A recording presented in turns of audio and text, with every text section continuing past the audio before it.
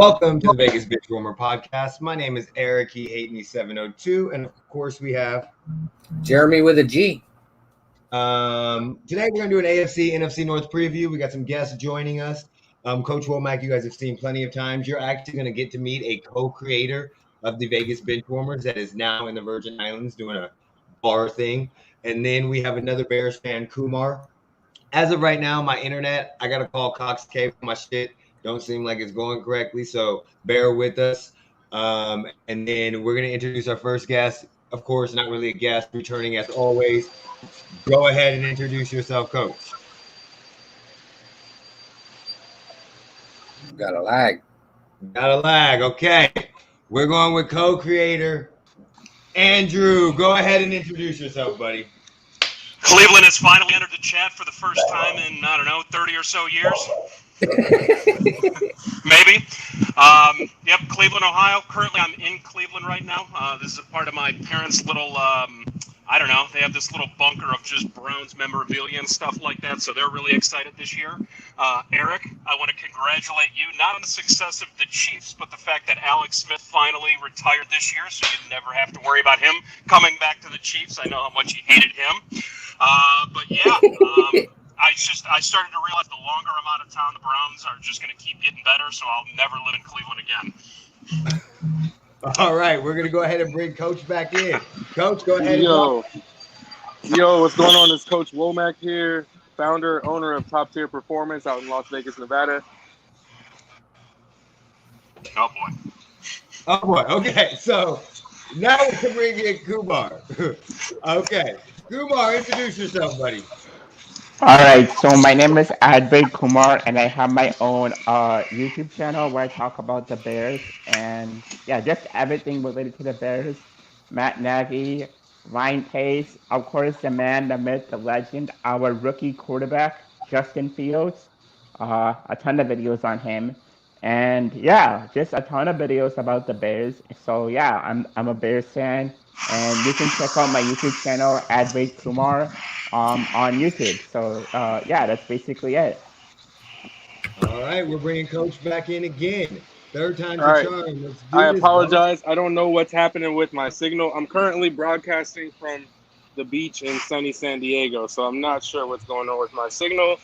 But I am the founder and owner of Top Tier Performance. I am a Buckeye fan, and I am a Ravens fan, and I am a football fan first.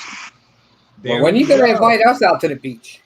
I know, huh? Look, I'm drinking beers on the beach. Lovely. Listen, I got 5 more days, so you can pull up, bro. You know what I'm saying? I got a few more days, bro. So go ahead, pull up. I got you. I got a couch for you. All right, so we're gonna start off with the NFC North, and we're gonna get in my opinion, we're gonna get the bullshit out the way first before we get to the meat, the nitty gritty. We'll start with the Lions. I don't know if anybody follows them real quickly, so I'm just gonna give you a couple things. They didn't do shit this offseason. They lost Kenny Golladay. They signed Jamal Williams from the Packers.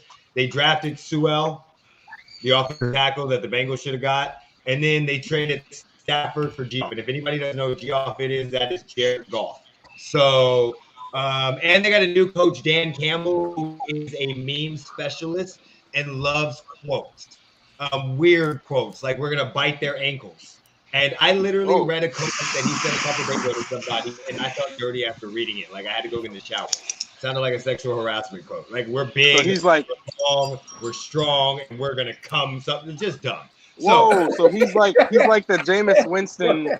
He's the coach version of Jameis Winston. I got you.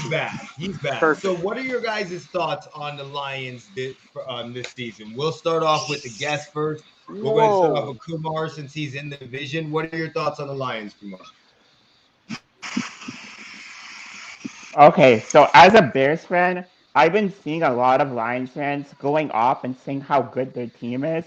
But in my opinion, the Lions suck. I mean, they brought in a Jared Goff, a quarterback who in the past, basically Jared Goff is it's a little bit better than Mitchell Trubisky, right? He's a bust, and he was really in a system with his head coach who made it easy for him. And I really don't think that Jared Goff has what it takes to succeed in the NFC North. And we all know the Lions and the Texans are gonna go at each other and see who can get that first pick first. So in my prediction, I would say the Lions maybe win a game or two because they're not a good team. And yeah. All right.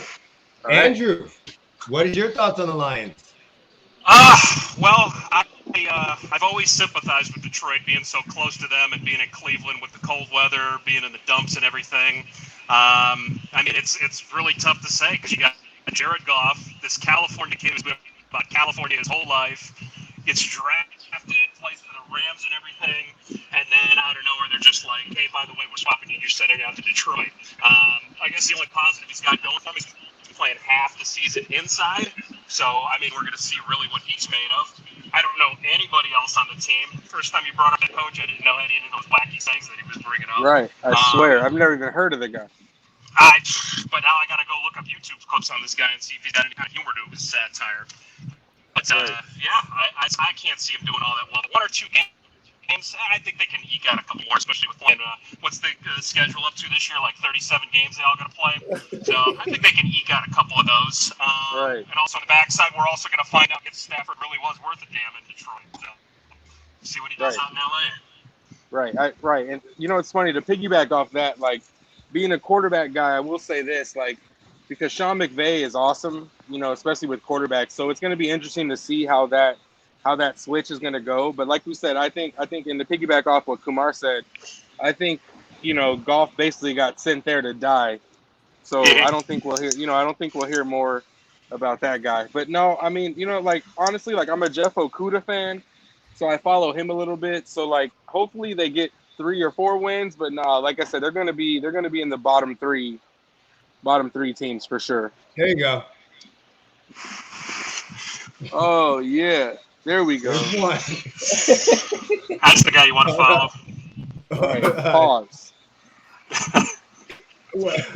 Here's the. I wish we had a Detroit fan in here to see how optimistic they are, because I know what that's like being a Browns fan, where you're just like, hey man, well, he's talking. So Hey, it's, I wish Detroit had a fan in general. Then we, you know what I mean? We got to start there. Hey, we had a first. couple out in Vegas. There was a couple out. Right, I was gonna say, there. I think I know like one.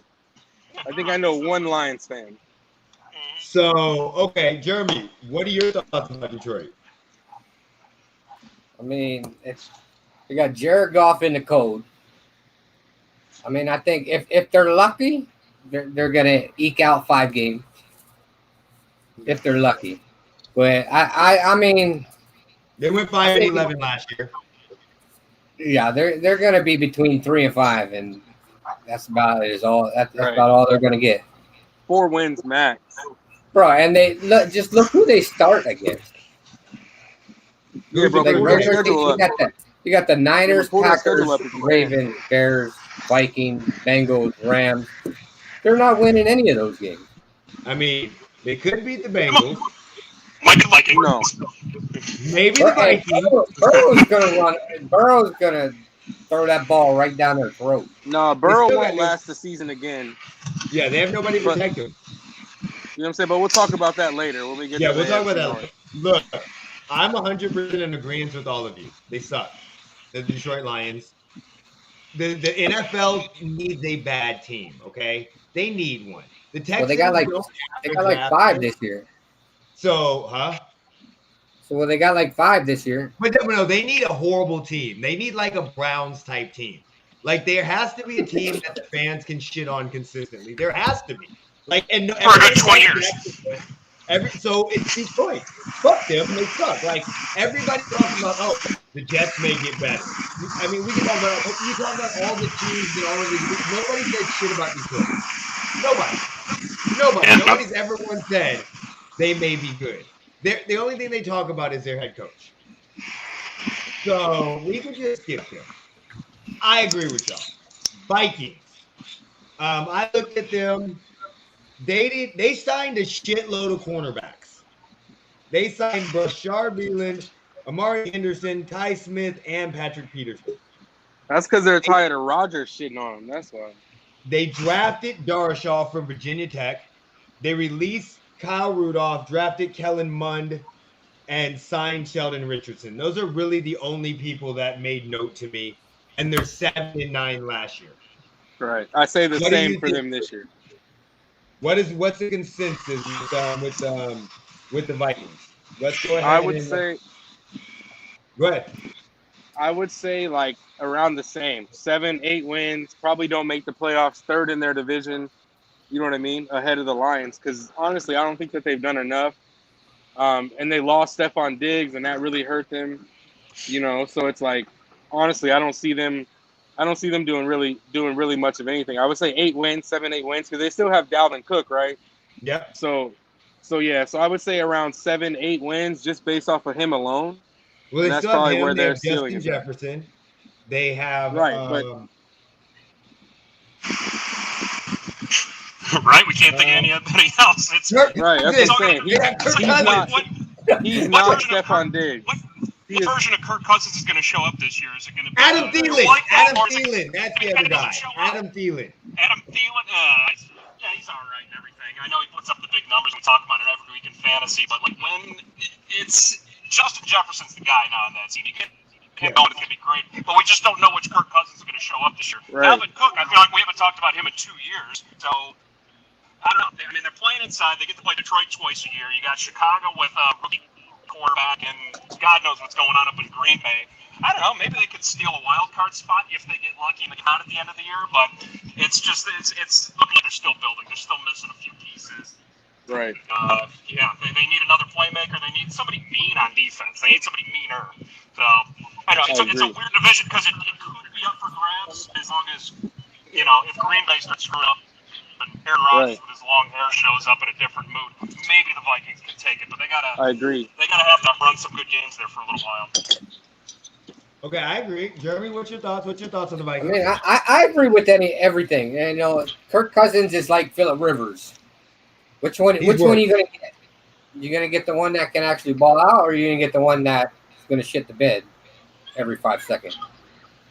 Carter? And it's. I mean, I was gonna say think that was. Oh, what's that? I was just gonna say it's not even close with Kirk Cousins. He either plays great, has a great passer rating, or he's non-existent. There's no game management. Right, there's no middle Kirk ground. Cousins. It's just horrible, or he's on Sports Center the next day for something. Usually for what he says, not how he plays. Right. Yeah, but I mean, I Agreed. was a little nicer than Coach Womack. I mean, I got them with a winning record, but barely. So what do you got at? If they didn't have that 9-8? 17 game this season, I'd have them at 8-8. Okay. But I mean, with the 17th game, I gave them 9-8. I got them in the same place in third place. That sounds about right to me.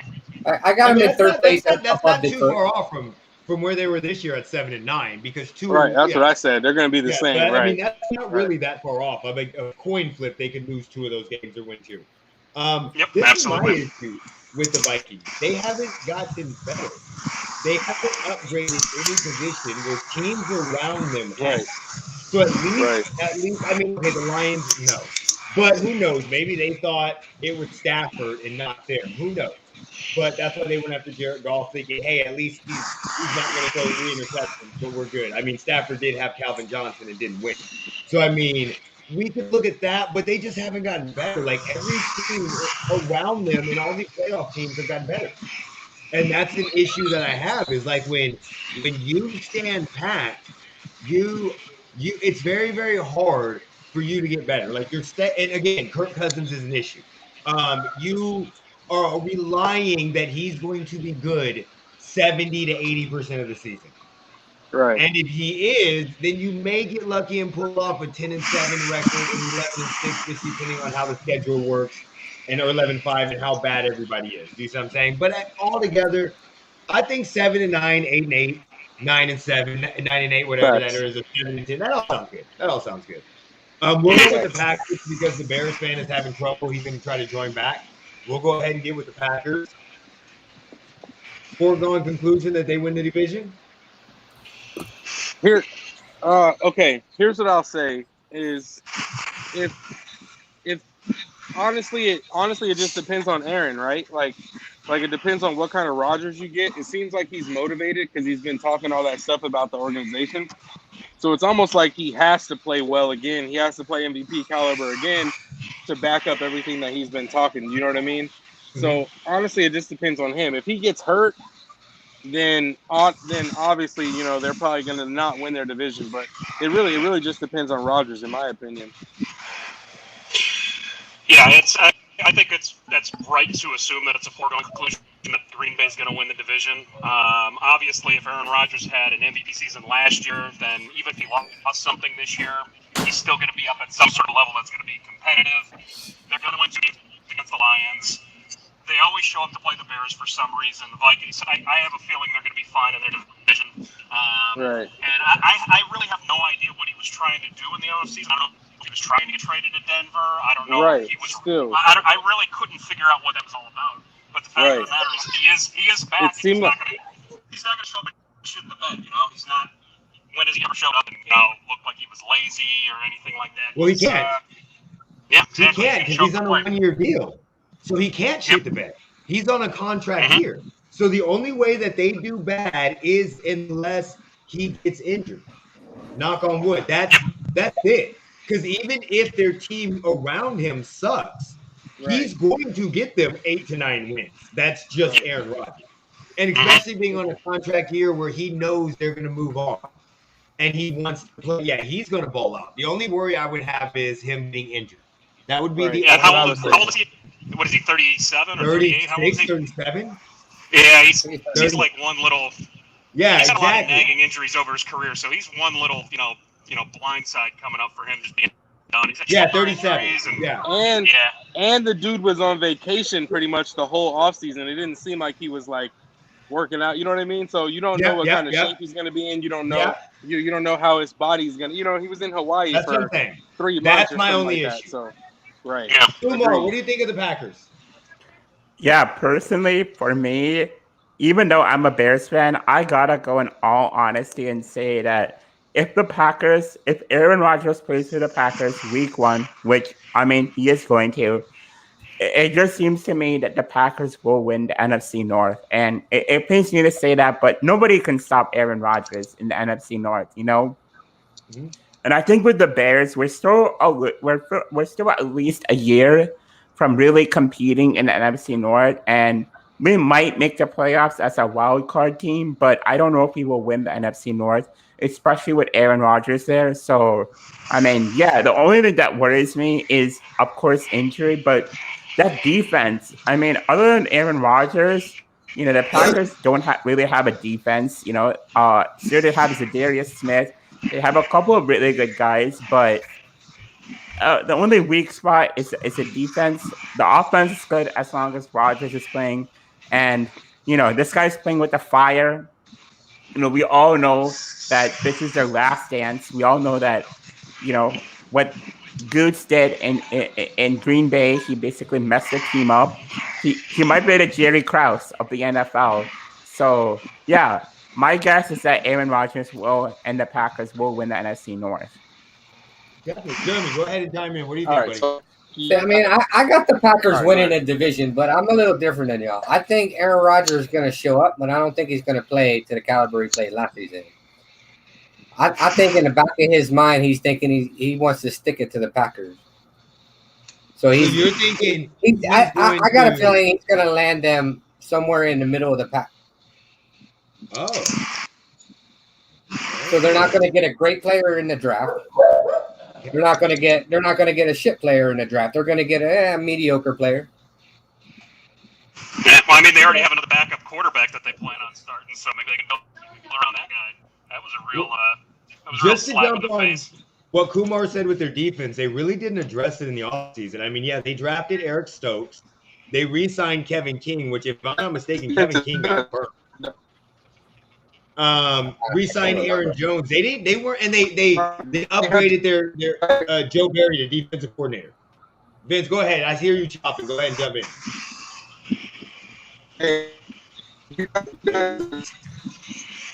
No.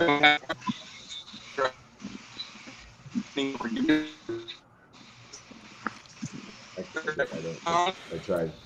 Okay. You're not. We can't hear you. It's better than You're we're cutting giving in and out. credit for. You guys get any of that? I didn't get any of that. It sounded poignant. I just didn't hear what he had to say. Yeah, You're cutting. You're frozen.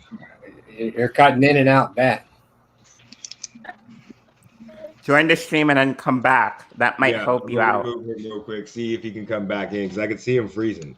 Okay, so we'll let him jump back in because I still see him frozen. Basically, yeah, he jumped out, jumped in. So we'll let him come back in. Let's go ahead and talk about the Bears. I'm gonna let you guys talk about the Bears first. We're gonna let Kumar talk about it because that is his team. But I think I'm gonna have a little different take than everybody else. Go ahead, Kumar. Go ahead and start with your talk. Go ahead. What about your team, buddy? Yeah, of course. So this year, we made a couple of amazing moves. I think that Ryan Pace in the past has made some questionable moves in the draft. Selecting Mitchell Trubisky second overall, trading up. As a Bears fan, I'm still not over that. The fact that we could have gotten Watson, I mean, would be just amazing because I don't know if anyone knew what Mahomes could have been in that 2017 NFL draft. And even so, Andrew, I'm sure the Browns probably would have selected him first overall. So there's no way that we would have gotten Mahomes. So, I'm so mad that Ryan Pace did not select Watson. But hey, we selected Mitch and that experiment failed. But this job, Ryan Pace just absolutely killed it.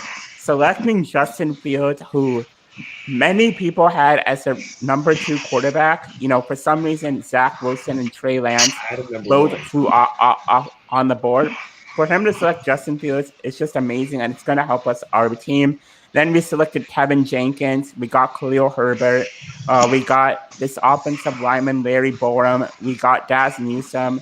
We got I'm slipping on his name a little bit right now, but we got Korea's Toga, and we drafted a cornerback who I'm forgetting his name.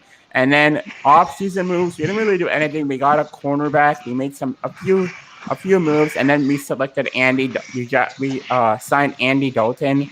So yeah, those are kind of the moves that the Chicago Bears made. And this year, I would probably say maybe we win 8 or 9 games because we have a really tough schedule, and I don't know how many games Andy Dalton will start, and it really depends how we do. It depends when is Justin going to get the nod. My prediction is a Lions game, but I guess we're just going to have to see on that. So I would probably say week 4.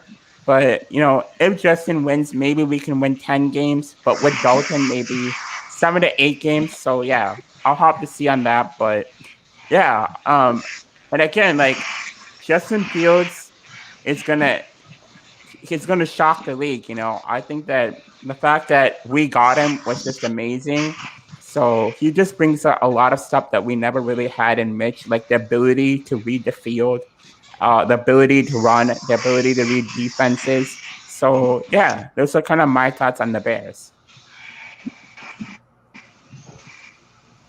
Yeah, let me agree with you 100% on that one. When you kind of the Browns went through it when they got Baker Mayfield. Our starter was Tyrod Taylor, looked at his proven starter, and then I think Baker came in week 3 or something like that. It's a good time, and I think Andy Dalton's a great signing for the Bears because he's a guy that has played in the league for what's he been in there for 8 years now. He's proved that he can lead a team and not necessarily be the most effective starter or whatever, but he's just in that stage of his career. But also it's one of the funniest clips that I think I ever saw was when the Bears traded up to number 2 and picked Trubisky at 2. Because Myles Garrett went first, and he was backstage. One of the greatest moments of his life, getting drafted number 1 overall. He's celebrating with family, and it popped up on the screen that Trubisky got drafted second behind him. And he reacted. He just got drafted first overall, and something that shocking happened. So everybody knew that was wow, maybe the Bears saw something that we didn't. But at the same time, with as bad as Trubisky ended up being, and how middle of the pack the Bears were able to be, that's got to give you a lot of hope right there. You put a good quarterback and a couple other pieces with your main guy being Trubisky, who's less than mediocre. We'll see what happens with Fields, because I really don't know. There's such a big transition from college to the pros. Sometimes it's great, sometimes it's not. But according to everybody, Fields is the entire package. So we'll see how he adapts to the NFL. Coach Woe, if you can hear us, unmute it and jump in there. Tell us about the Packers and then start on the Bears. Yo. All right, so all I was saying, I think the Packers defense was a little better than we're giving it credit for. But that was pretty much it. I mean, I'm not saying that they're amazing, but they're a little better than we were giving them credit for. All right, so about the Bears, I think they were going to have to. I think that was a pretty good move. So as long as Justin can sit, I think that's going to do more success for the Bears in the long run. So if Dalton can play the first 6 or whatever, and then they move Justin in, whatever, But I see the Bears ahead of, what I'm saying? I see the Bears probably finishing 3rd, maybe second in the division. But I like the move that they've made. Their defense is really solid. You know what I'm saying? Especially their so I definitely like the Bears for sure. I like them finishing second. Jeremy, please jump in and save this conversation so I don't sound ridiculous when I jump in and say what the fuck I'm going to say. Please be on my side and help me out here. Go ahead. And I don't know what your side is, but I got Chicago finishing second, but I got Fields starting by week 3.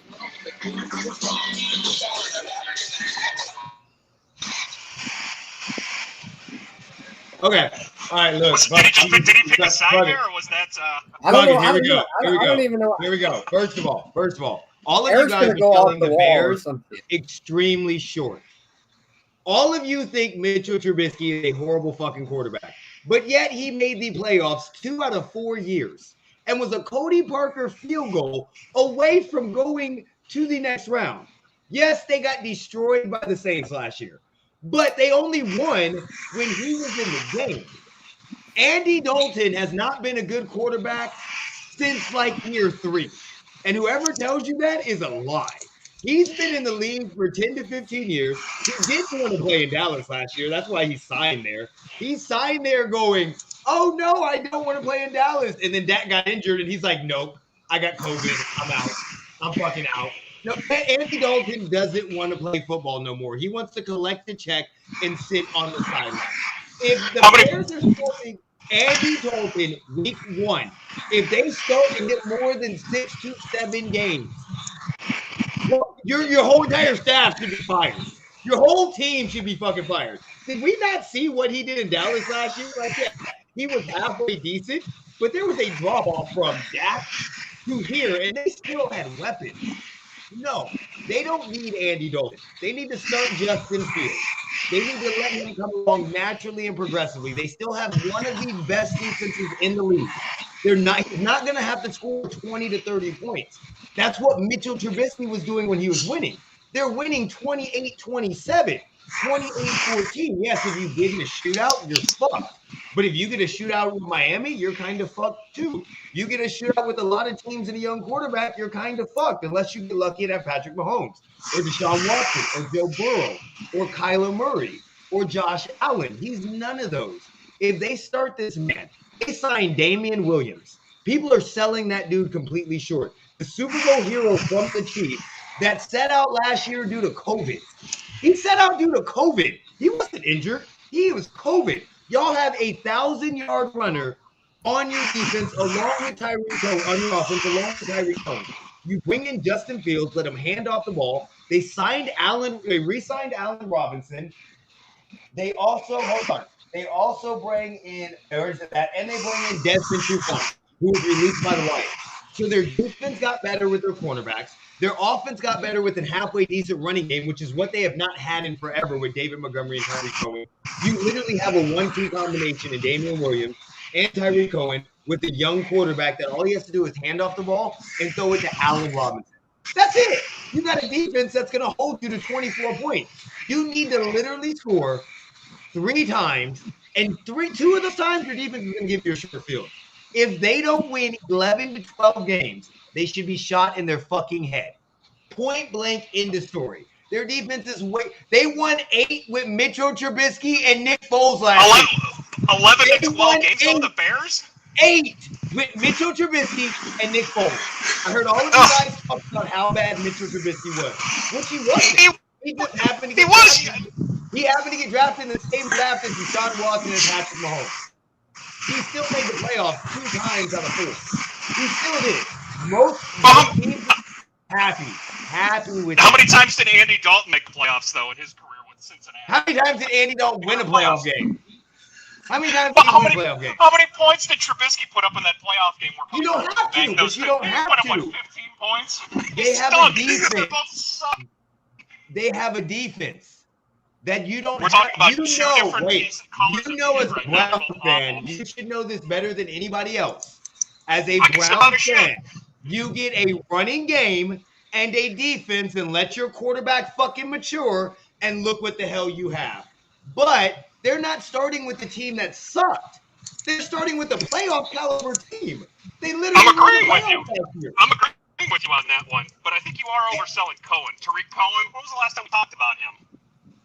But again, you don't have to have him as a main back with Damian Williams. He's your scat back. He's your change of pace back. Damian Williams has great speed, can run over. Trust me, as a Chiefs fan, that boy is a beast. When he gets his full opportunity, we saw him in the playoffs. He can catch the ball out of the backfield. He's great in the open field. And then you have Tyreek Cohen, who's a change of pace back that you can split out a receiver and use him more of a speedster than actually a main back because David Montgomery was not healthy or did not live up to his potential 90% of the time. They're going to hand the ball off. What is great for a young quarterback? Number 1 receiver, Allen Robinson, done. Fucking star. Good running game and a solid fucking defense. They have an above average defense. They won 8 games with Mitchell Trubisky and fucking Nick Foles. What are they going to do, though, when they start stacking the box? Justin Fields doesn't have to be good. He just has to be better than them. That's it. That's true, but he's got to come along. You know, there's a huge transition between college their and defense pros. And their run game will keep them in every shootout they're fucked with. Luckily, they're in a good division where Packers are the only one that's going to do a shootout with them. Everybody else will run the fucking ball. Jared Goff's not throwing the ball. So right there, they may have 4 wins right there with the Lions and the Vikings. They only have to win 7 more games.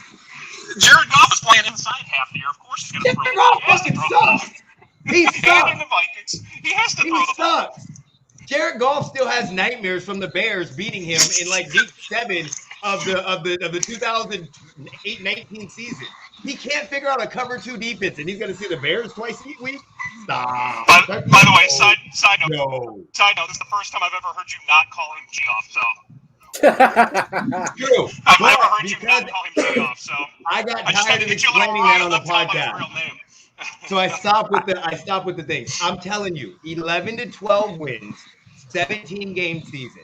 They should easily be the 2nd seed in the division, and it's going to take 10 games to make the playoffs. You're not going to get an 8-18 making the playoffs again. It's going to take 10 games. You could have 3 teams come out of the West. Maybe you could have 4. Just depends on how you're going to need 8 teams. So they're going to have to win 10 to 11 games. I'm telling you. 12 might be stretch. 10 to 11, I'm there. 10 and 7, 11 and 6, I'm there. My main problem with the Bears right now is injuries. Like the offensive line that we currently have, we have 1 starter playing right now, and that's Cody Whitehair. Tevin Jenkins, the offensive lineman that we drafted in the 2nd round, is injured. Jermaine Afadi, a guy we signed from the Seahawks, is injured. We got a couple of injuries on the offensive line, and that's probably our weakest position right now, and that worries me. So, we did win 8 games with Mitchell Trubisky, but that was because of the defense. Mitch was special, sure, but Mitch struggled. Again, Mitch and Jared Goff are like the same tier quarterbacks. They cannot read defenses. And I think Justin Fields will be that guy. And if we probably, when Justin is ready, because we don't want to fast track the process and let Justin start when he's not ready. Justin should start when he's ready. And Matt Nagy, my head coach, needs to give Justin time and needs to call the right plays and adjust to Justin Fields' play set. If that means a lot of play action, a lot of PA boots, a lot of these plays, then yeah, we got it. We got to do those plays. So, maybe we in 11 games, but that really depends on that offensive line and possibly even out of corner position, which is also weak. But, again, I agree with what you guys are saying on Mitch. If we made the playoffs twice with Mitchell Trubisky, we can make it with Justin Fields, and we can get that at Super Bowl. But Justin needs some time to succeed, and he needs that time to adjust to the NFL. I agree. I agree completely with you. I agree. I think their defense is so good. So good. And when they're motivated, Justin Fields doesn't have to be Patrick Mahomes, Deshaun Watson, Josh Allen, Kyler Murray. He literally just has to be twice as good as Mitchell Trubisky. That's it. That's all he's got to be. And they have Damian Williams, which again, as a Bears fan, you signed him on a 1-year contract. You're going to love that man. That boy can win. So again, I'm predicting 10 to 11 wins. Second, I predict they sneak in. I don't know how the season's going to work, but I think the NFC is going to need about 10 to 11 wins to get in. I think it's going to be very similar to what the AFC did last year. You're going to see some 10-win teams that will not make the playoffs this year in the NFC. All right, so we're going to switch over now halfway. We're going to switch over to the AFC, and we're going to get the shit out the way again. And by the shit, I mean the Bengals and the Steelers, okay? So we'll start with the Steelers because I think they have the most juice to talk about outside of the Bengals. What are your guys' thoughts on the Steelers? Who wants to go first? I'll go. Go ahead, Andrew. Yeah, they're falling apart. You got Ben Roethlisberger, who's just an old fat man who has to show up to camp with a shirt that says he's not fat for everybody to know he's not fat. It's just like, whoa, look how slim he is. I will admit this though, as a Browns fan, you don't like to see him, even though he's 54 years old. His head's smaller. He's still got a gut. He's still drinking a lot. But just seeing him roll up, he knows how to win. And it's one of those things. It pains me to say it, but Pittsburgh always has like a winning, just attitude, like their culture. So you don't want to see that. But I can't see them. I can't see them being better than 500. I think that the way that the organization is, you got a couple of superstars on there. People are always here to play their defense. I mean, they could be 8-9, maybe 9-8, maybe steal a couple of wins, but I just really don't see them making the playoffs at all. Like, not even close. They have a lot of building to do, but man, Ben Roethlisberger's coming back. Ugh. Well, just I to didn't let want to you see know, that. they have 4 quarterbacks on their roster right now. So any team that has 4 quarterbacks, you're done to me. You don't know what the fuck you're doing. They still have what's his name that got hit in the head by Myles Garrett? Is he still on the roster there?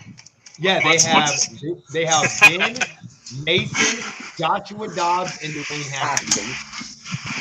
I like Dobbs though. He hasn't really gotten a chance to see what he can do, but I like him. I don't know if he's pro material, if you will, but they signed Melvin Ingram and drafted Najee Harris. Those are the only notables, and re-signed Juju Smith-Schuster. Najee Harris. Jeremy, what do you think? I want to see him spin in the background. I mean, all you gotta say about the Steelers this season is they signed Dwayne Haskins. Okay, we're good with that. Kumar, what do you think?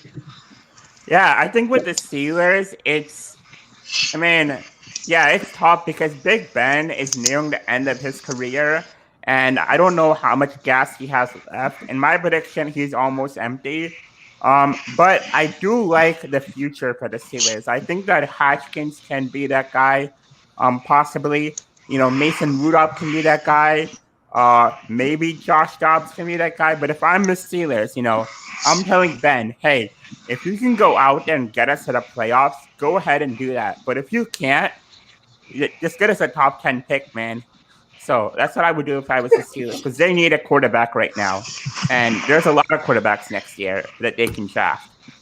I got friends that are Steelers fans. They hate Mason Rudolph. They cannot stand the guy. I think he's terrible. He's up there with what's his name, Chandler Jones, or not Chandler Jones, their previous backup quarterback. They can't stand the guy. I think they're looking for the future. I think they're happy that Big Ben's coming back, time for one more year, but at the same time, I think they're kind of not happy with the strength of two AFC North teams at the moment. That's what I think hurts them the most is they regressed and teams got better, including the Bengals. I mean, even though the Bengals aren't, I don't like their offseason, but they got better by having right now possibly the third best quarterback in the whole entire division because Ben is near the end. We don't know, but Joe Burrow, if he wouldn't have got injured, he probably would have looked way better than Ben. Again, I still have trouble counting them out because they were 11-0. Like they were like 11-5 or something. Like they were. Yeah, a lot of people forget about that. Yeah, they literally were like the number one seed for a minute. So I have trouble counting them out because I think they have a recipe. But my biggest issue is the other three teams got better. And I think the Browns got significantly better. And I think the Ravens got better. And I just think that the Pittsburgh is just doing what a lot of teams do when they have that aging quarterback. We've seen it with his other two other draft class members. Phillip Rivers with the Chargers and Eli Manning with the Giants. Both they were drafted in the same draft as Roethlisberger, and all three of those other teams regressed tremendously. And they did it before their superstar quarterback left.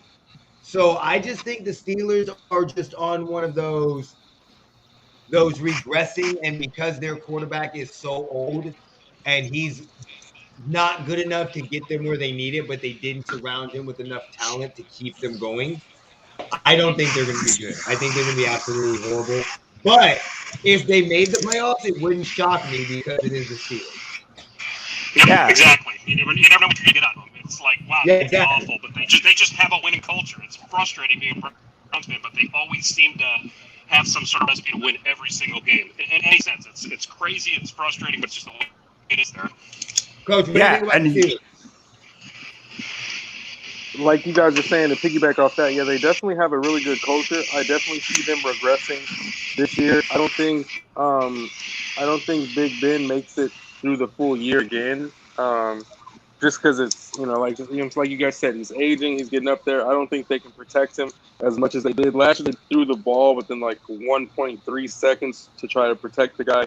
I don't see that working this year. Once people have that kind of scheme and they kind of see what you're trying to run, all that kind of goes on the wayside. So honestly, I see them being bottom tier of the division for the first time in a long time. And I don't think it'll happen for a while. I don't think it'll last long, but I think this year is going to be definitely a down year for them for sure.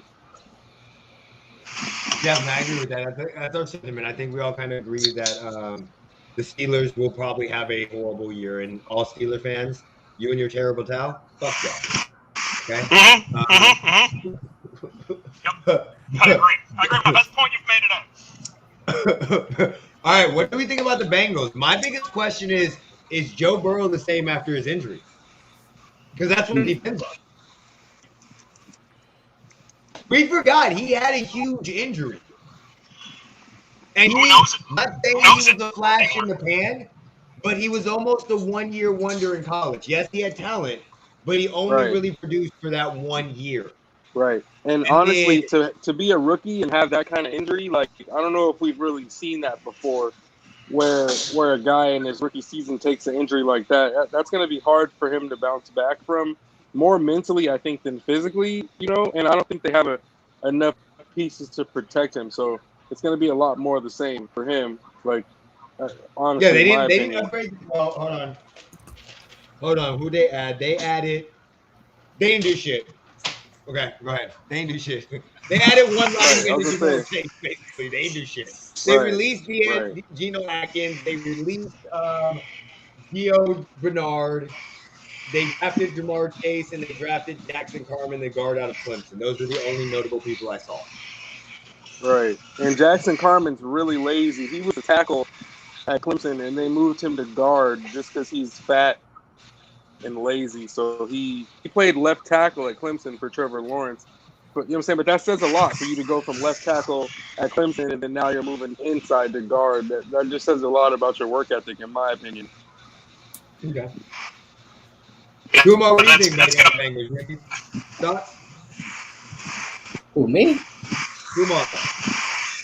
Yeah, so, with the Bengals, my main worry is that offensive line because on draft night, I was expecting them to go out there and draft Penei Sewell, a guy to go and protect Joe Burrow, or maybe someone like Rashawn Slater. Again, go and protect Joe Burrow. And then they went and selected Jamar Chase, which I don't think is a bad move. I mean, Jamar Chase and Joe Burrow are friends, but it doesn't really matter if you can't really protect Joe Burrow. So that's my main worry with the Bengals. Like, can they protect Joe Burrow? So that's the main worry, that offensive line.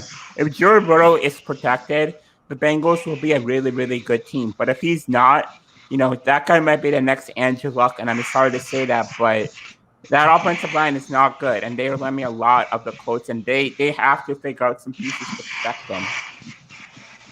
So are we still thinking they're going to be better than the Steelers guys as a whole? Are we putting them ahead of the Steelers? Are they fighting for the Steelers position? Fourth? Okay. Ben says they're definitely fourth, 100%. I think they're even with the Steelers until the Steelers do something. The Steelers Yeah, culture, it's the even. only reason why I give them the nod is because the Steelers culture, and I think the Steelers defense is a little bit better than, than the Bengals defense, in my opinion. I agree with Yeah, that. there's an expectation of always winning with the Steelers, and right now the Bengals, Right. they're going, and we don't know what Joe Burrow is going to do. We don't know, because that injury used to be a death sentence. Joe Burrow didn't completely rely on his legs all the time. He proved that he could throw a little bit, but I don't think the sample size was big enough for us to actually determine if the Right. guy can drop back on a bad knee, make the passes, and he has no weapons. So Right. He's going to have to run for his life. Yeah, Just for sure. like And he doesn't want to do that unless somebody did Just that like with one leg. Ben said, the mental aspect. It takes quarterbacks. We've seen multiple quarterbacks. It takes them a good year or two before they're And- mentally ready to actually fully be back to themselves. Right. And then Eric, bro, to piggyback off that, being like a person that studies the quarterback position the most, that's the position I train. That's the position I study the most. Going back in history, first-year quarterbacks have had a tremendous amount of success in the NFL based off of scheme, film, and deep course being a little bit cocky, right? They're like, oh, okay, this rookie quarterback's not gonna kill my scheme. So if you go back and look, like people have had success in their first year as a quarterback, and it doesn't always translate to second year, to third year, to fourth year success. There's only a handful of guys that have been really, really good their first year, and it translated over to second year, third year. Look at Kaepernick, right? Like he killed the league when he first came in. He killed it. Once defenses get you on film and they get your scheme, it's a little bit easier for those defensive coordinators to kind of figure you out. And when you're going up against a rookie, it's more of a cocky thing where a D coordinator is like, oh, like this rookie quarterback's not going to kill me kind of thing. But most of the time they do. If you kind of look at Justin Herbert as well, when he came in, like you don't know what to expect. You don't have any film. You don't know what you're going to get. So what I'm saying? So it's a lot easier, or or it's a lot harder than it is to plan against a guy when you have 17 games worth of film. Now that they have 17 games worth of film on Burrow, he's gonna, he's gonna have to change his game. He's gonna have to create and make plays on his own, and that's gonna be hard to do with that injury. They have enough film on him. And the sophomore slump is real. We all know this. The sophomore slump, especially for quarterbacks, is real. But let's go ahead and move on to the Ravens. So my biggest question is their passing game going to become more advanced? We've talked about this before. It's not that Lamar Jackson cannot pass. It's they have a very simplistic passing route tree. And with the additions that they have of Sammy Watkins, the Rashad Bateman, granted they did lose Orlando Brown, but they also signed Justin Houston. But with the additions of Sammy Watkins, that leadership, that value, that very good route running that he possesses, as long as he gets healthy, is that going to help in their receiver core? Is that going to help Hollywood Brown? Are they going to open up the pass game more for Lamar, plain and simple? Well, let's you start, Vince. Go ahead. All right. So basically, like, it's really interesting. If you watch the Ravens last year, I felt like almost they tried to throw the ball, but like we said, their scheme was like they're running 2 slants, 2 seam routes, and that was basically their scheme. They go 4 wide, they go 2 slants, 2 seams, and that was their scheme. 2 shallow, 2 deep. And that was kind of how they ran their scheme, and they try to get Andrews open and try to do things like that. But But honestly, though, like that's what it's going to depend on because the running game teams have figured that out. Honestly, we were still good at running the ball. I think we were in top 3 or maybe if not first in rushing offense. So that's always going to be our focal point. But yes, if we can't develop a scheme and throw to set up the run, we need to kind of flip our scheme a little bit and be able to successfully complete high percentage passes because most of the passes that the Ravens completed were deep downfield, 3rd and 27. You know what I'm saying? Lamar got free.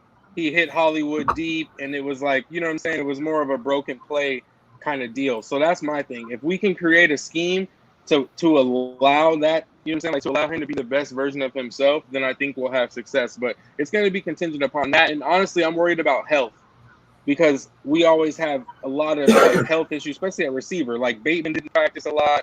This, you know what I'm saying, this training camp. Marquise Brown's been hurt. You know what I'm saying? Right now, Gus Edwards is out.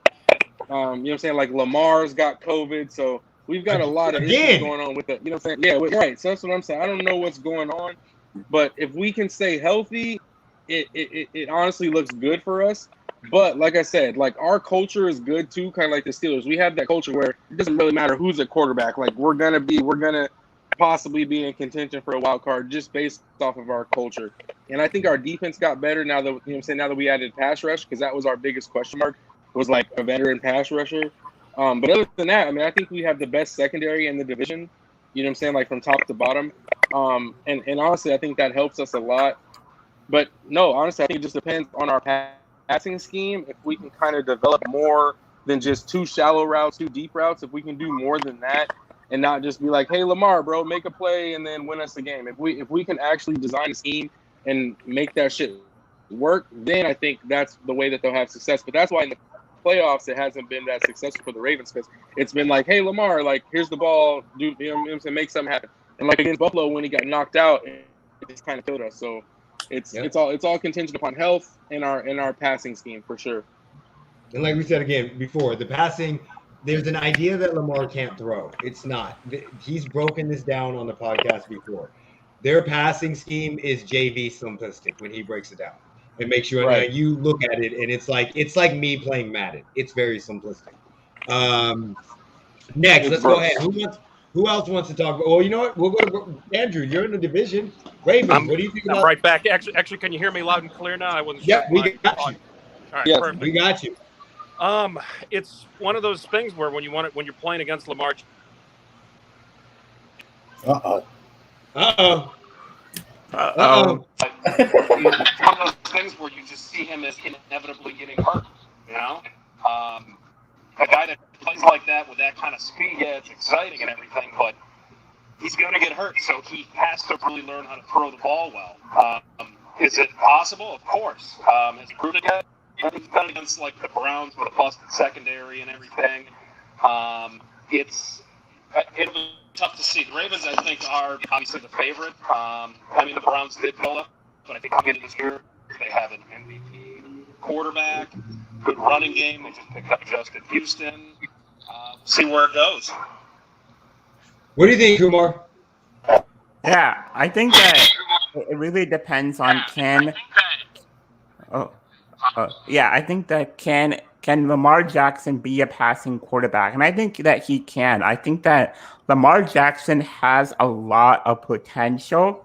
And it really depends on that receiver room. Like last year, I don't think they had anyone besides Hollywood Brown. And now this year, they're getting a ton of receiver help in Bateman, in Brown. Right. Willie Snead was the number one. Right. Willie Snead was our number one, you know, and that's rough, man. Like, he's a good extra piece, but he can't be your number one. Yeah, I think Lamar just the Ravens just need to open up that passing game a little bit and give Lamar a pass. Because if Lamar can pass and run, man, that's a scary, scary offense. And I think they're a Super Bowl contending team.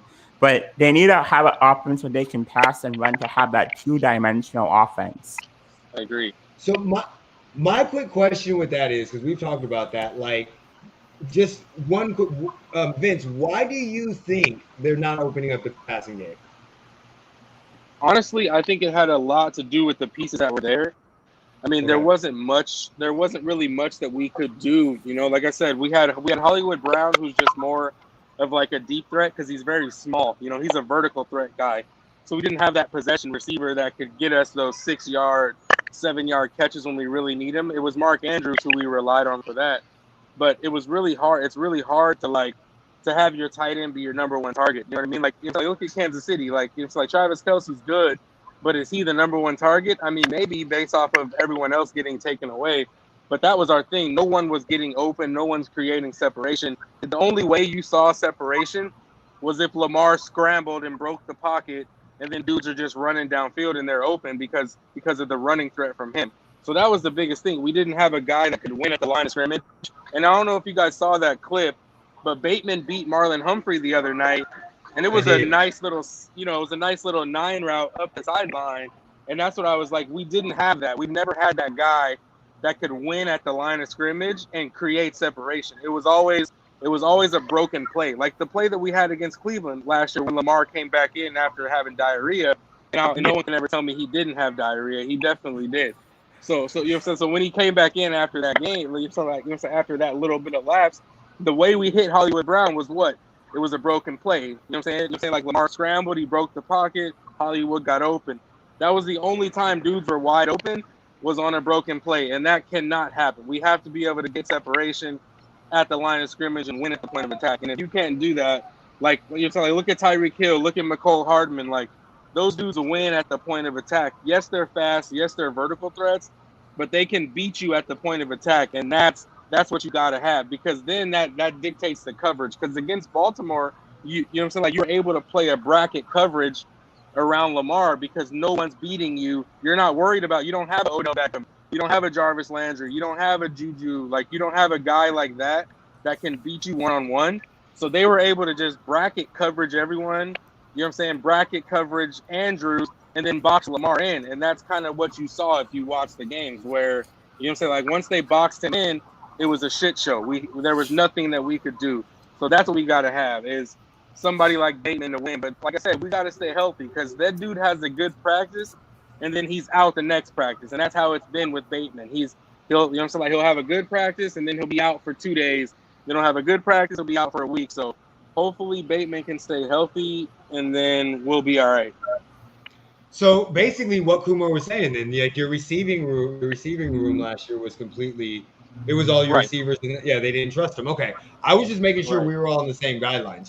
That was just giving him more validation from being a Ravens fan. And I felt like it was a little bit too of like, when you have somebody as dynamic as a playmaker as Lamar, it's hard to get caught up in like, hey, let's just not give this dude the ball and just let him, you know what I'm saying, let him do his thing because he's gonna make a play. But you know what I'm saying? But in the NFL, like that's not gonna work for 20 games, 21 games, which you're gonna need to win a Super Bowl. You know what I mean?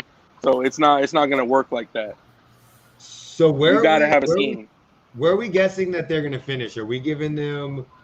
Are we saying they're going to run away? Honestly, I'm nervous. It's going to be either Ravens or Browns, 1 and 2.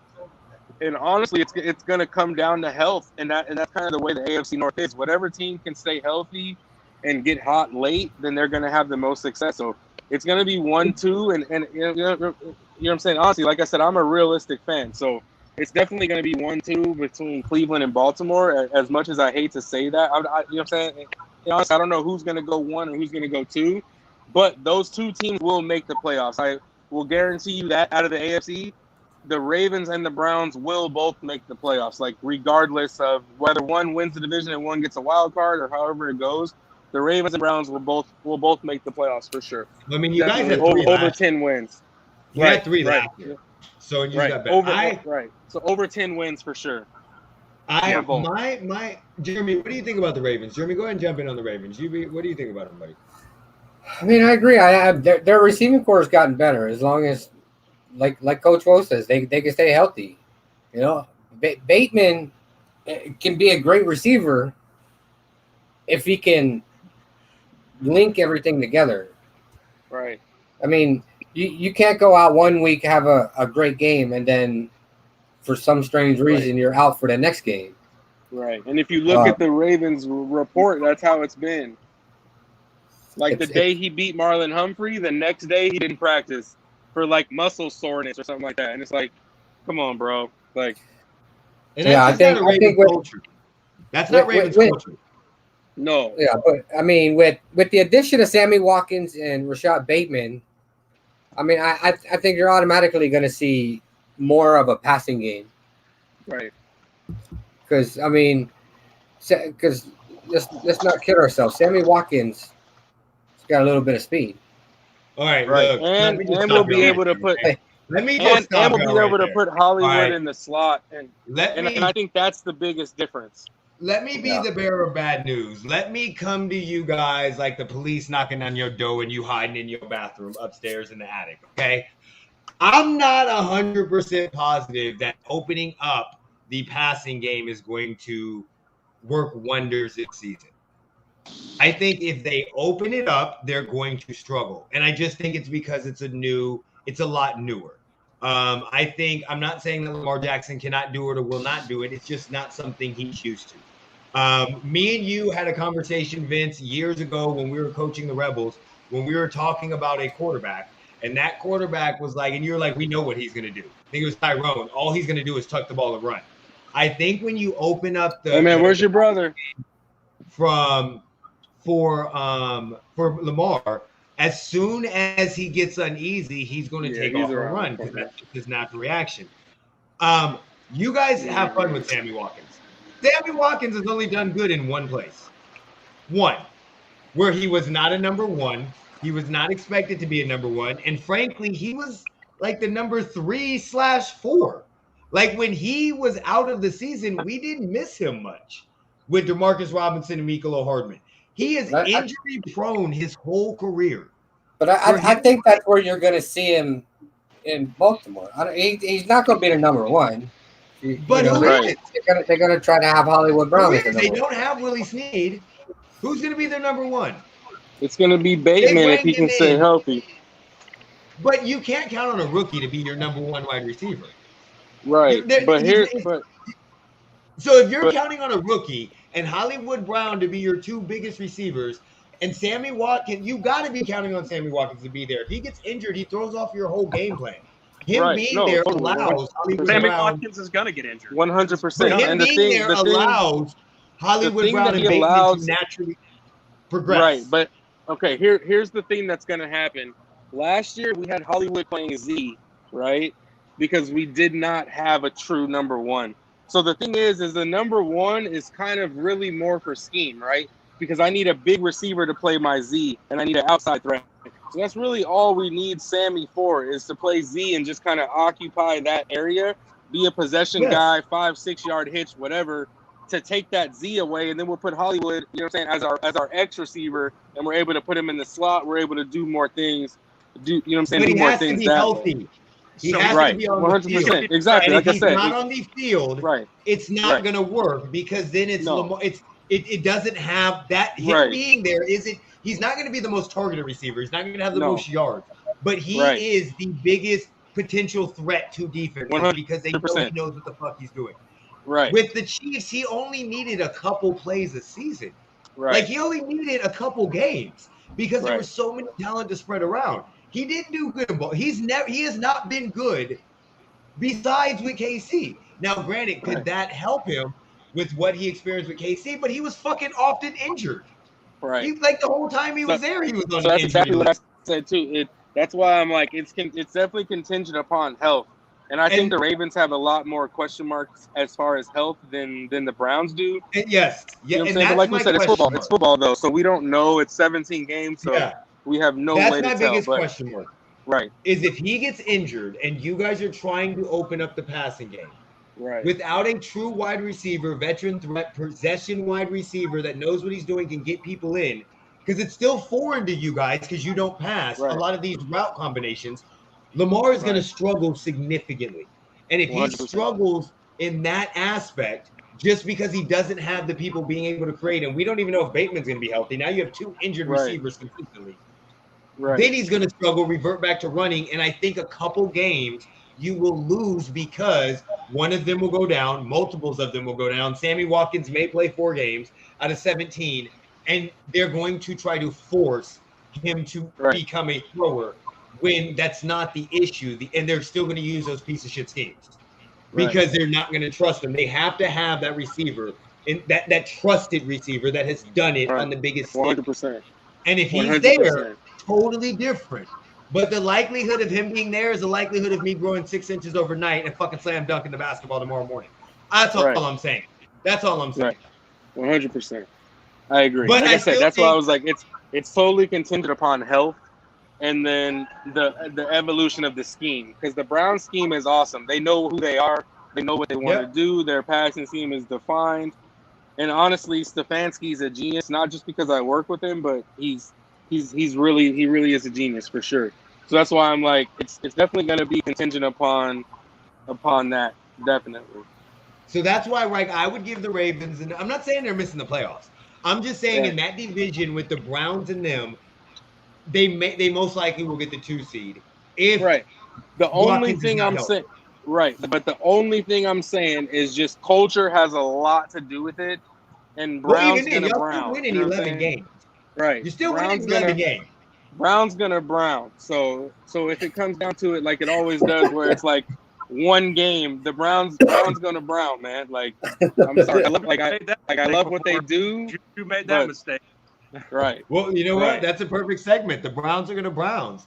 All right. So I mean, the Browns gonna Brown. Listen, I think the NFL is bad when there's a shitty ass team, and most of my life it has been the Browns. So knowing that the Browns are going to be good, like when the Chiefs played the Browns, I texted him and he's like, I don't know what to think. I don't know how to act. I've never had this what do I do? But I really like their offseason. They are extremely, extremely scary, dangerous. Scary, dangerous. But I am completely worried about OBJ. But I'm going to let you start it off, Andrew, because it's your team. Go ahead and start it off. Well, I was going to ask you, what are you worried about with OBJ for? What's the worry there? He's the most selfish superstar in the NFL as of right now. He is Randy Moss, Terrell Owens, Antonio Brown. You name it, you put him in one. Did you see what he just got on his damn tooth? Did you see what he got on his tooth? Yes. Motherfucker had diamonds in his mouth. Okay? And my issue is, I'm not saying he's a locker room cancer. I think that he's a very good receiver, but I think his performance has not matched what people think of him.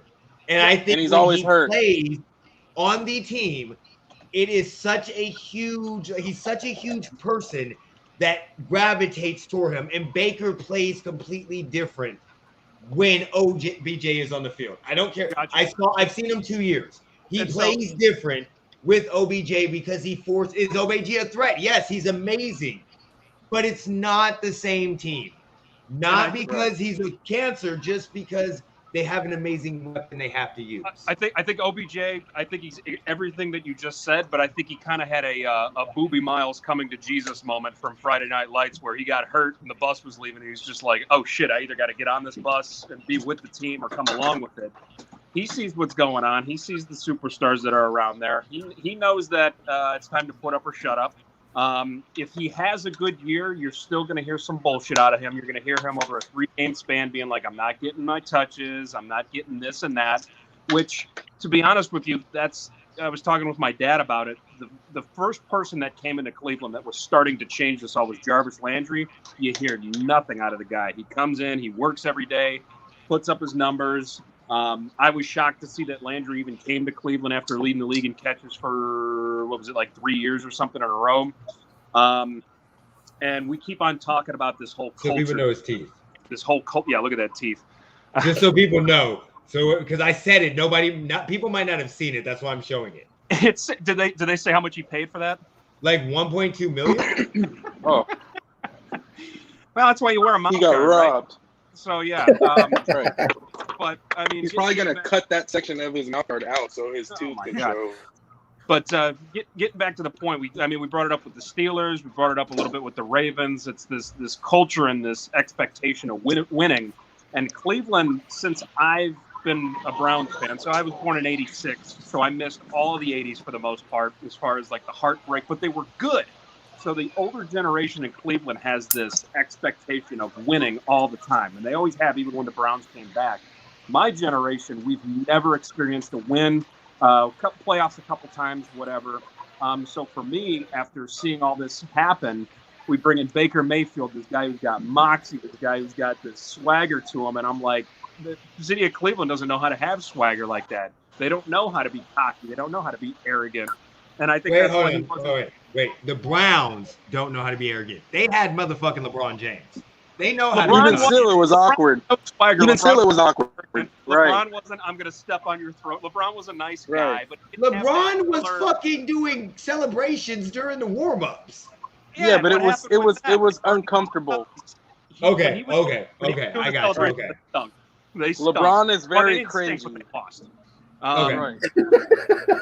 The city of Cleveland, from the time that I've been here, they adapt to the person whose personality has taken them to the top. And they adapted to LeBron's. Nice guy, not really trying to embarrass people, whatever. Now they're clinging on to Baker, who has this, I'm going to embarrass you, I'm going to take out my Oklahoma flag, and I'm going to plant it in the middle of the field at Ohio State, which I loved. And we have to learn how to have swagger. For fuck's sake, we had a mascot whose name was Swagger for 6 years that just died last year, and we didn't know what to do with it. We have no swagger, and we're starting to get it now. We're starting to get all these players and stuff where they have to develop this culture of winning for at least a decade, so it makes it more attractive for other people to come here and play. That's the biggest problem right now. If they can win and they can sustain, the Browns will no longer be the embarrassment of the league. But they got to learn how to get swagger. Absolutely have to. Kumar, what do you think, buddy? Go ahead and talk about the Browns. What do you think? Can we just give so much credit to the Browns front office? And I know John Dorsey failed in Cleveland, but can we give some credit to him? Because John Dorsey, people don't talk about this enough. John Dorsey really helped that rebuild. You know, he drafted guys like Baker. He traded for Odell. And I know you guys are hitting on Odell, but for the fact that he traded for Odell and the fact that the Browns, a team that drafted Johnny Manziel in the first round and that messed up that whole situation, to go out there and drop Baker, to put him in a position, an environment to succeed, you know, improve from that environment that Johnny had before, you know, he just deserves so much credit. And the Browns are one of the greatest Cinderella stories ever. I mean, this team, from missing on a quarterback after quarterback to finally nailing a quarterback, is amazing. I have to give credit to John Dorsey. I have to give credit to the GM they have right now. And I have to give credit to Kevin Stephani, because last year, Baker Mayfield was projected to be on the same tier as Mitchell Trubisky. And Kevin Stephani came in and he built an offense for Baker Mayfield to succeed. Just like how they did it in Buffalo with Josh Allen. They did it with Baker Mayfield and gave him a position to succeed. And Kevin Stephani is a fantastic head coach. And I just have to give credit to the Browns. And then in the offseason, they went out there and drafted my friend, my boy, Greg Newsome, in the first round, a guy who played at Northwestern. And he did have some injuries, but Greg Newsome, I'll tell you, is a lockdown corner. They got a steal in the second round. They drafted Jock, you know, a guy who people projected to go in the first round. Fell all the way to the Browns, and they were able to select him. And I love what the Browns did. I love the rebuild that they're having. And, you know, Andrew, you're getting a really great guy in Greg Newsome. I can tell that. I've talked to the guy before. He's an amazing guy. I think he's going to be a really good cornerback for you guys. Yeah, and he's going to have to grow up really fast because Greedy Williams, we never know what his health's going to be. So, like, within the first week, they were just like, all right, Newsome, you're going to be getting some first-round snaps on this one. Right. And as far as Jock, the Jeremiah, I've been watching a lot on this guy. And they picked up the fifth-year option on Denzel Ward. He's a cornerback too. Which so you got Ward and Newsome. Yeah. Great. Like, that's been the biggest weakness of the Browns over the last few years has been the secondary. It showed with the game against Lamar Jackson. They got tired. He was throwing all over us, and the defense is like the offense gets back on the field. And luckily, they've gotten to the point now where the offense can go, all right, we got to come out here and score 45 points. You know, you can't always do that. Luckily they can at some instances, but the defense has to get off the field a lot faster this year. And I love what they did. It's the first time in my life that I've seen a draft where the Browns went completely by what they needed. They didn't go for the best pick according to the draft experts at the time. They went by, we need this, we're taking this, we need this, we're taking this. And I got to say, Andrew Berry, that guy is doing amazing in Cleveland. Paul DiPotesto, who not a lot of people know, that's the Moneyball guy. He was Peter Moneyball, which everybody's just like, oh, sweet. It's, it's amazing what they're doing. All these Ivy League guys are just doing amazing in there. Vince, what do you think about what the Browns did? You gonna come in and tell us real quick? What do you think? Like I said, I do not like them at all. I call them the Browns, but I'm not gonna do that here because, like I said, I'm a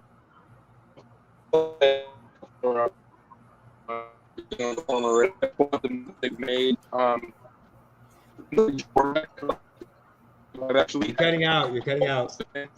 I've been able to hold on. There you go. Hello, is that better? Can you hear me? Yep. No. Try to come in, then come back. It should. Yeah, he might have to. It's probably because of the beach. He's in that nice fucking beach house, and they're like, "Fuck you! You need to be enjoying this." Right. Mm-hmm. But go ahead. What were you saying? That beach is telling you, bring your ass back to Vegas, where it's 111. Right. All right, hold on. Is that better? Can you hear me? Yeah, we can hear you sometimes. A little bit. Okay. So, like I said, I think that their coach is a genius, and I think their scheme, what they run, suits their personnel very well. Their run game is also very amazing. We haven't even talked about that, and that's kind of funny because that's pretty much the driving force of what they do with Chubb. And I think, honestly, their run game is just going to improve. And I think Landry's amazing. He's probably one of my favorite players in the NFL, even though I'm not a Browns fan. Like I said, I'm a football fan first.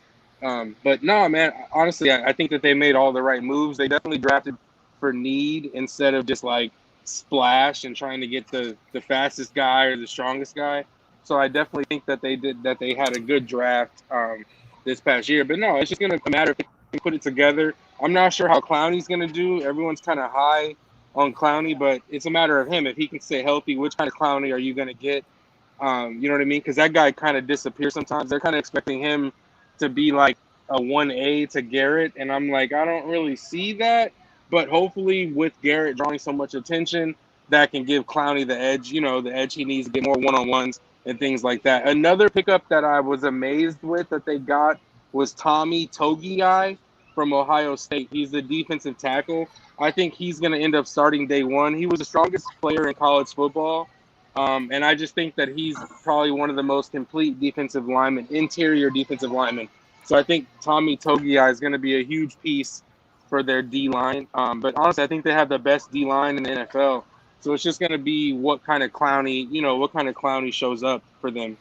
Yeah, for sure. Because I looked at the whole Clowney thing. It was a 1-year deal for $10 million. So for me, that kind of seems like low risk, high reward. High reward, super. Even with the expectation of getting hurt, he's probably going to have to sit out a couple of games. But I mean, anything to take any sort of pressure or people or whatever off of Myles Garrett, because Sheldon Richardson was sort of supposed to do that, and he was a great locker room guy. Everybody liked him, but he just wasn't effective enough. So it's I think with Clowney coming in, he's still relatively young. I know he's big and he's got knee problems, and like he said, he does disappear at times. But to me, for the amount that they signed him for and the fact that it's 1 year, I liked the move. If it doesn't pan out, no big deal. Jeremy, what do you think, buddy? I mean, I can't stand the Browns, but I think you're going to see something special out of their defense this season. I hope so. With Greg Newsome and JOK, I mean, what JOK was projected to be what? Yeah, a very early second round. Yeah. Then in some projections they had him late first. Yeah. So I mean, I think they got a steal in JOK, and they got Greg Newsome. I mean, they got Clowney, who's obviously going to miss a couple games for whatever reason. You got Myles Garrett. I think you're going to see something different out of Cleveland's defense this season. Yeah, depth was the absolute problem last year. It was the killer. I'm trying to think within a few weeks. I mean, dropped like four guys in the secondary. We still don't know what Greedy Williams is, but it's just a matter of those guys. Like we keep saying, stay healthy, because the offense doesn't want to have to score 90 points to win a game. So I'm completely torn on this team because my brain tells me to go completely one way, and my heart and gut tell me to go completely the other way. So like I don't I think they're gonna either have a really good year, great year, or they're gonna fucking suck. I think there's gonna be no in between. There's Yeah, gonna be no 8-8. There's gonna be no Browns gonna 5. Brown. They're gonna be really good, or they're going to fucking suck. And I don't know why I feel this way, but I love Baker on the field. I hate Baker off the field. I can't stand him off. He You want to be irritates the Johnny living 2.0, don't you? fucking shit out of me. He is like that fraternity brother that doesn't know when to shut the fuck up and stop fucking partying. That's like him. Like he's that guy that you're introducing your girlfriend. He's like, yeah, I could chug a beer. Oh, like no, he just fucking irritates the living shit out of my ass.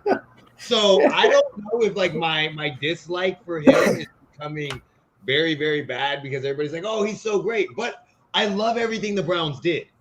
I love everything they did. I agree with Vince. The biggest thing, and I do like what Kumar said, we do have to give John Dorsey some credit.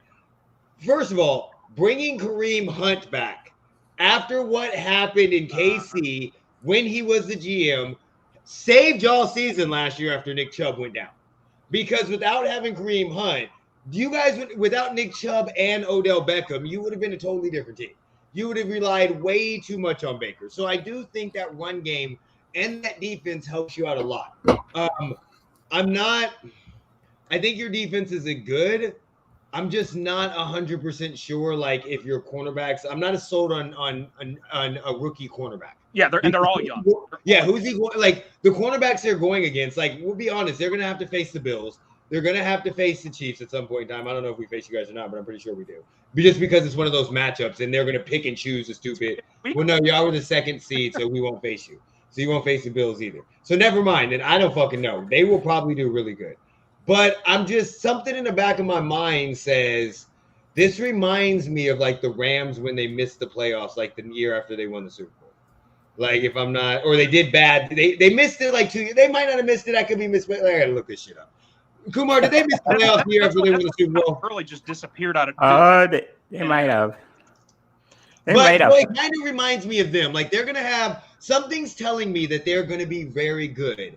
But something in the back of my mind, like a late hit of weed that gets you high later on that night, is saying, "Hey, something's not right here. Something's going too perfect. These are still the fucking Browns." It's a slippery slope. It can do something can happen in the middle of the season, and then you're fucked. At some point, they're gonna go back to being the Browns, right? You're starting to think like me as a Browns fan right now. That might be you're like, what is gonna happen? That might be my issue. You're like, what's gonna happen? Where's it gonna go wrong? We just gotta that might be what my problem is. Like I'm so used to them. Like, okay, I remember them being good in the 80s. I was young. But yeah, most of my life, a couple here and there, we're like, oh, the Browns may make the oh, never mind. Mm-hmm.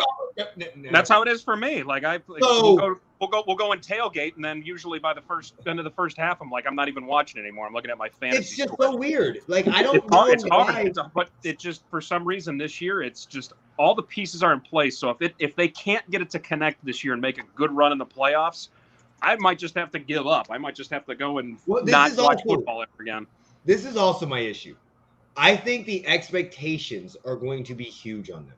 Absolutely. Because everybody last year was like they had expectations last year. They did. And then OBJ went down and expectations were gone. They weren't expected to do. It wasn't like, oh, we don't know how they're going to respond. And then they slowly started whooping teams' ass. And people were like, wait, what? Nobody thought they were going to beat the shit out of the Steelers in the playoffs. Nobody thought that. No, that was a weird game. Exactly. So, like, they had expectations, but not like now. And I'm not sure anybody on this team has ever lived up to an expectation in football. Maybe as a collective agreement they have, but like Baker, he's lived up to expectations. He was the number overall pick, but they didn't even start him. They started Tyrod Taylor. He only came in because Tyrod Taylor got injured. Like they ended up winning. They ended up winning that game. Yeah, I know that, but that's what I'm saying. So like, he's never been expected to be what he was, and now your whole team is like, no, AFC Championship or bust. That's it. It's no second round exit. It's you literally are like Chiefs, Ravens, Bills, Browns. Those are like the top 4 teams. It's going to show. I mean, it's going to be all the weaknesses are going to be exposed immediately because it's Browns versus Chiefs week 1. Yeah. A lot of that stuff's going to, and it's going to be full stadiums, hopefully. Yeah. And it's one of those years where I'm looking at it. All the pieces are there. Everything's the right way. Which we still haven't even really talked about the running attack with Chubb, which we finally locked down. That made me. I was talking with somebody and I went, man, I feel like Chubb is going to leave. Half hour later, Adam Schefter, $30 million guaranteed, and I'm like, thank God. The Rams did miss the playoffs the next year after going to the Super Bowl. They did. They went 13-3 and then went 9-7 and missed the playoffs. Just had it because Todd Gurley vanished into thin air. What happened to him? And that's so. It's just something doesn't seem, and it could just be the world is finally giving the Browns some love. Like it could be. I mean, the fucking team is the Browns. Like it could be they're giving them like, hey, they've had their team taken away.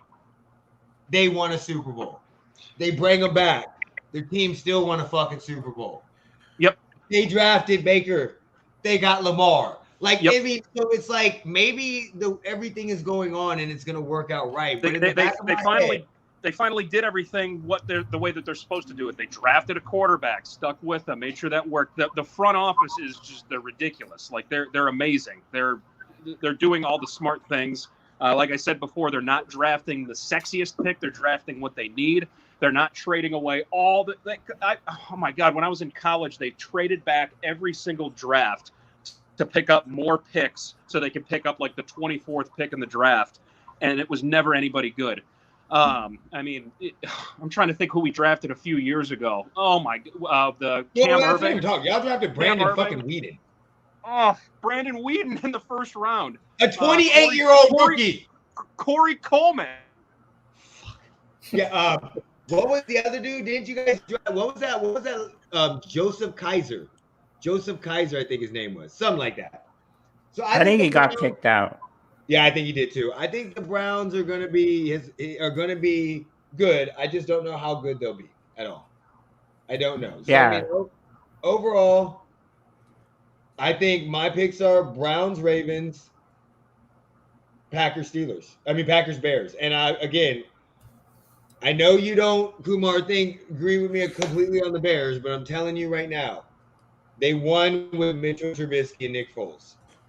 Yeah, and I mean, Justin Fields is 10 times the quarterback than Mitchell Trubisky ever was. You see what Justin Fields did in college?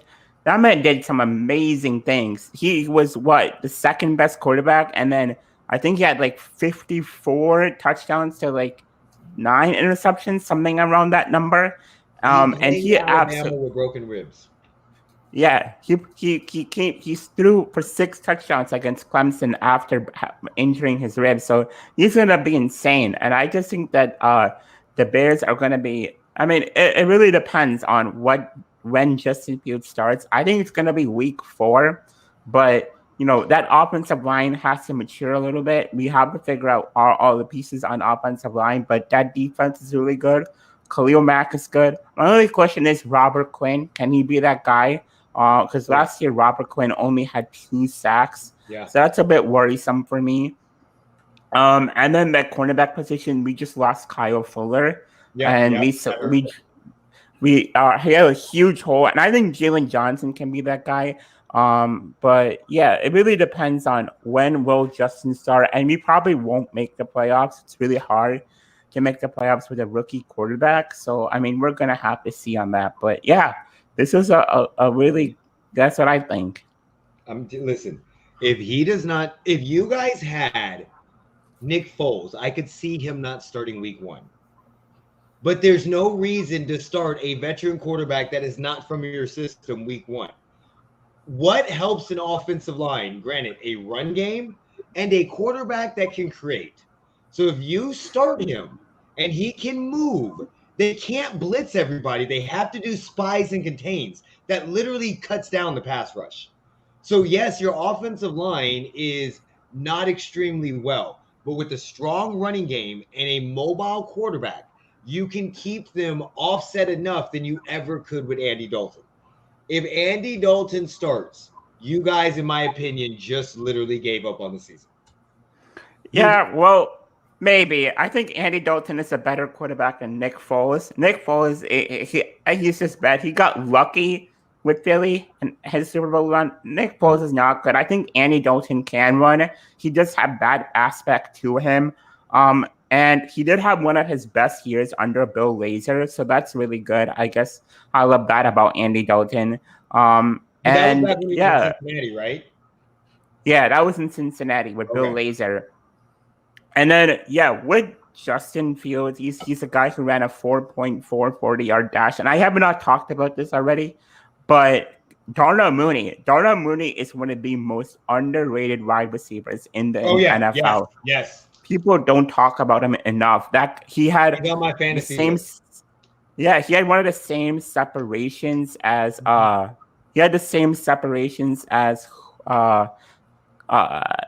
forgot, as Diggs and other guys. So Darnell Mooney's really good. He's just young. Yeah, all Matt Nagy has to do is improve that play calling because, why we struggled last year with Nick Foles was he didn't have an offensive line. That offensive line was horrible. But if that's the case, why didn't you struggle with Mitchell Trubisky then? Because Mitchell Trubisky could run. Trubisky had that aspect to him. That's why you need to start Justin Fields. Andy Dalton can't run. And I'm not saying that Nick Foles is better than Andy Dalton. What did you do? Go to the bar, Andrew?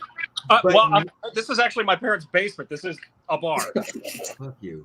But Nick Foles knows your offense. That's what I'm saying. If you had Nick Foles, because he knows your offense, you would have already. Then I could see sitting Justin Fields on the bench. But Andy Dalton doesn't know your offense, and you might as well start. And again, the reason why your offense has been so good or so much better with Mitchell Trubisky than a standstill quarterback is because he can move. Justin Fields, play action, ability to move.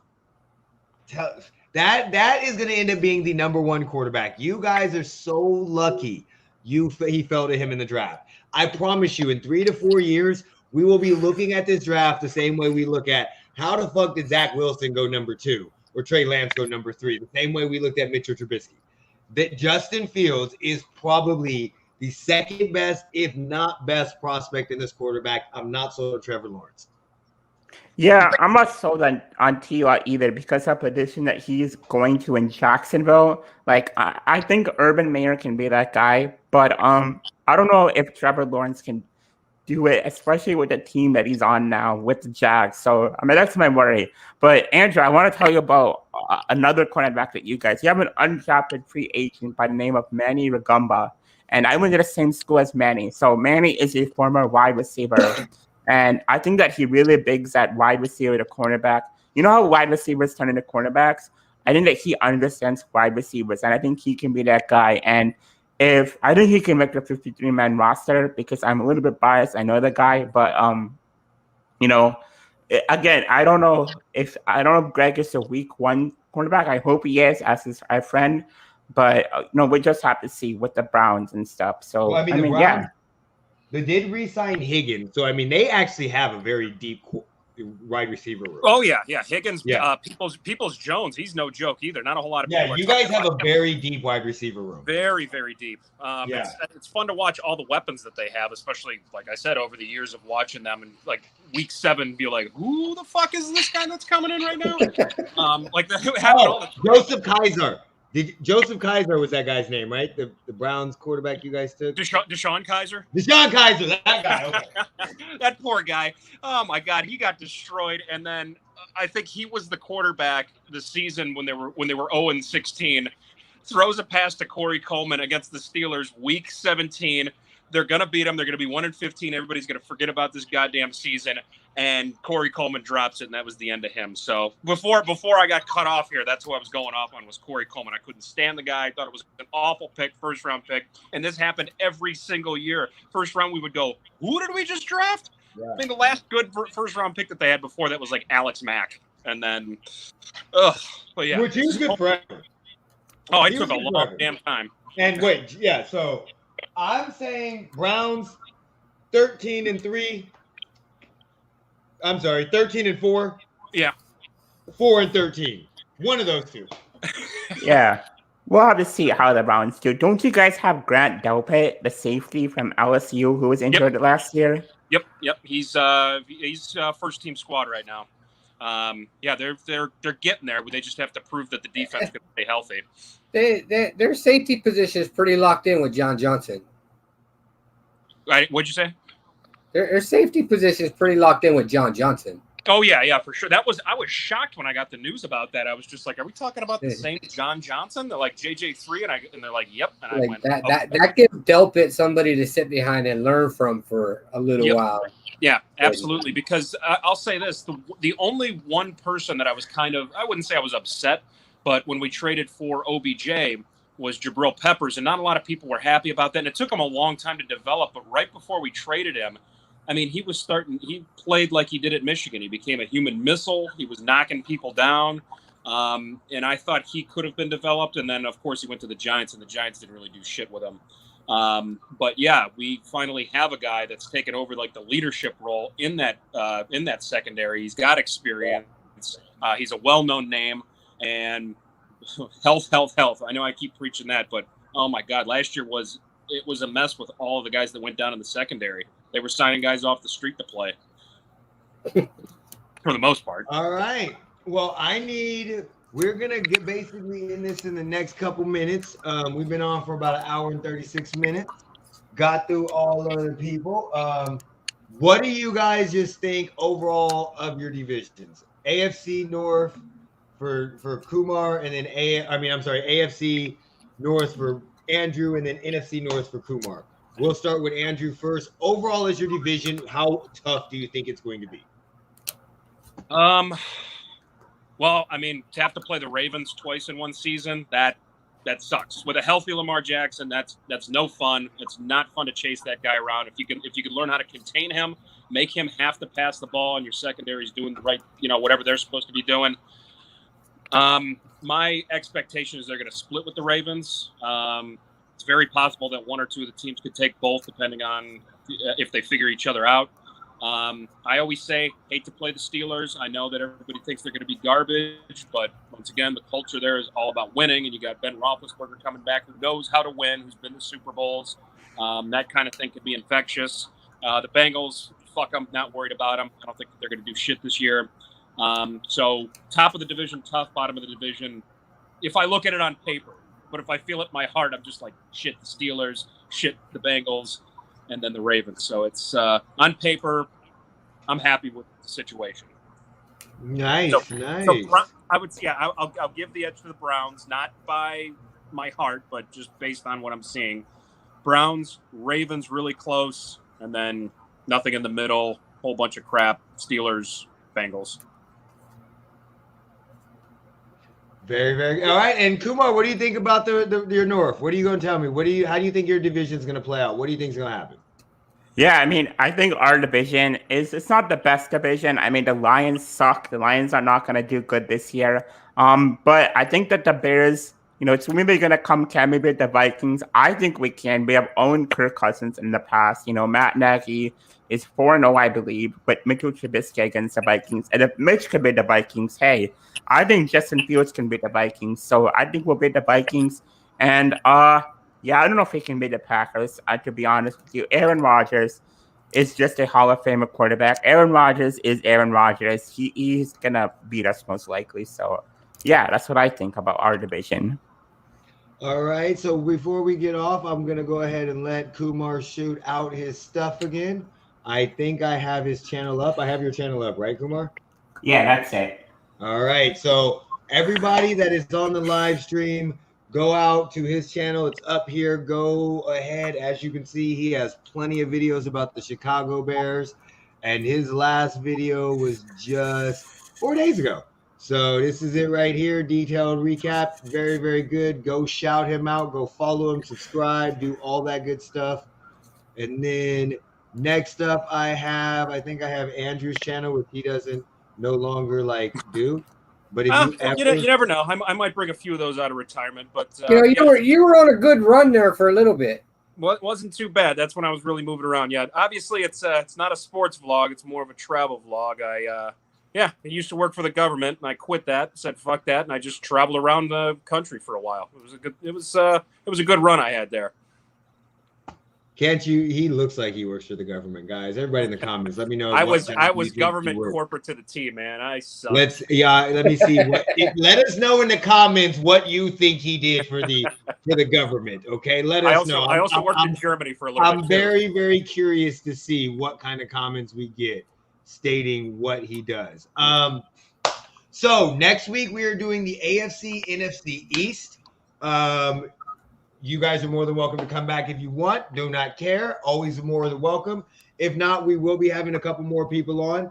And then the week after that, we're doing the South and then the West and then the predictions. And hopefully, Andrew, you're going back to the Virgin Islands, right, Andrew? No. So get this. So I'm going to be working up in Newport, Rhode Island for a while. So I'm going to be in a pool of Boston fans who are the worst fans in the world. They're the most annoying, arrogant. Ugh. New England fans are the most annoying fans I've ever been around in my life. And I lived in Ohio, so I had to be around Ohio State fans. So that's really saying something. Oh my goodness. So you're going to be in Rhode Island. Okay. So I thought you were going to go. You should definitely get your vlog going again, especially for the Rhode Island, For sure. I love it. I love it up in Rhode Island. It's just their sports fans are pretty irritating, to say the least. So those Sam Adams commercials with my cousin from Boston, they're exactly like that. They're oh my exactly goodness. like that. Yeah.